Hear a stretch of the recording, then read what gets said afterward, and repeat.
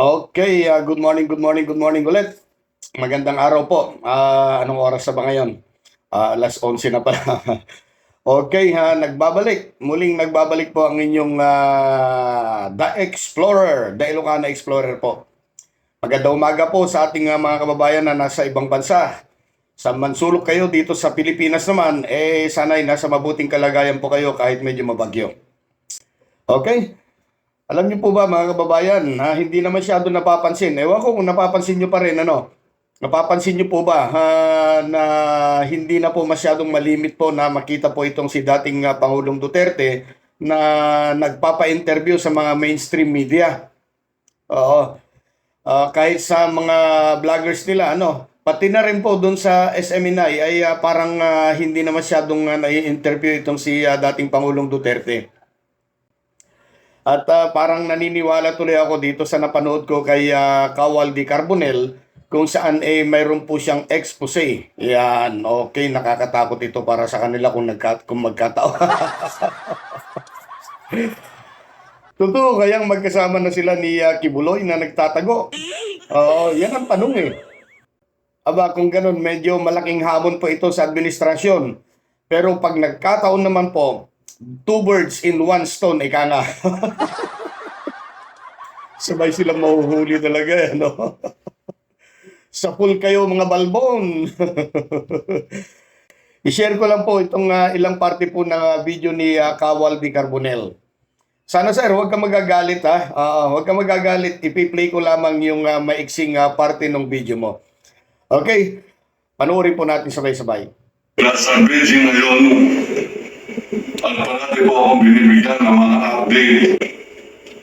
Nung isang linggo mga kaibigan, may update siya sa akin na text lamang. Ang sabi niya, warrant of arrest from ICC already out.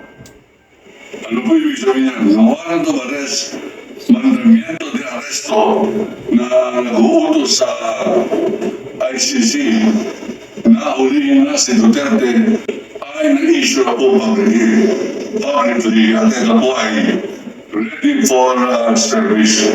Ang ibig po sabihin, ready for service, maaari na po nilang ulihin si Duterte sa visa ng International Criminal Court, warrant of arrest. Opo, narinig po ninyo dito sa tao ng demokrasya. Pinapaliwanag ko po kung paano nakarating sa akin yan sapagkat masyado pong sensitibo yung informasyon na yan at masyado pong advance. Ganun pa lang, pinapalinig ko pa rin po yan pero wala po ako iba na matatawagan sapagkat palagay ko talagang kasama yan sa strategy ng International Police o kung sino man law enforcement agency ng International Criminal Court. Yung huwag ipapaalam sa publiko ang pagsiservice ng warrant of arrest hanggang hindi pa nahuhuli si Rodrigo Roa Duterte sa salang murder at mga international crime against humanity. Mga paglabag sa pandaigdigang batas lamang po sa sangkatauhan. Napakabigat po ng krimen na yan. Mapapansin po natin na hindi na po nagpapakita sa publiko itong si Ginoong Duterte. Ang dahil po sa ating journalistic instinct, pinapagdugtong-dugtong po, pinagtutuma-tuma ko mga informasyon na nakatago po mga kaibigan. At sa ngayon po sa pagtuma-tuma ko, abay mukhang meron na rin informasyon si Duterte sa atin ang kanilang intelligence funds. May informasyon na rin si Duterte na lumabas na ang warrant of arrest laban sa kanya. Hindi na po yan lalabas ng Kingdom of Jesus Christ, mga kaibigan, at sila po ay talagang lalaban. Hindi pa po kumikilos yung Davao Terry Squad ni Duterte sapagkat yun ang kanilang muling ginagastosan ng kanilang milyones na nakurakot sa gobyerno ng Pilipinas at sa mga droga, mga kaibigan. Hindi po masob ng pulis. 2,000, 3,000 po yung mga pulis doon. Hindi nila masob kung paano nila papasukin yung pong higanting bunker. Ang ibig po sabihin, itong bunker nito ay para po isang malaking kondominium. Isang kwarto, meron akong kusina, kompleto, pati gym. At ito ay well-ventilated, ibig sabihin, maganda ang kanyang air conditioning unit, maganda ang daloy ng hangin, sapagkat ginastos ang boto ng malaki ni Kibuloy at ni Duterte.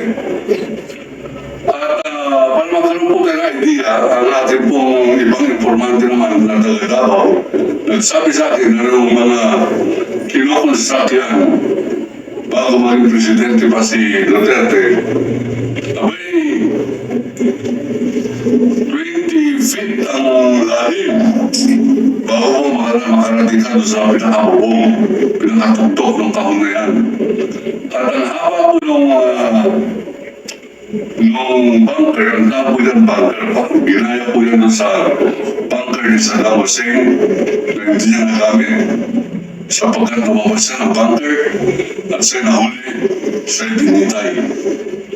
Ito po ay hindi lalabas yan si Duterte dyan sa bunker na yan. Pwede po sila manatili dyan ng kahit na 2 hanggang 3 buwan. Walang labasan, kompletong pagkain, pati sariwang gulay. Sila lamang po nakakaalam kung paano po na i-deliver yan papunta po dyan sa bunker na yan.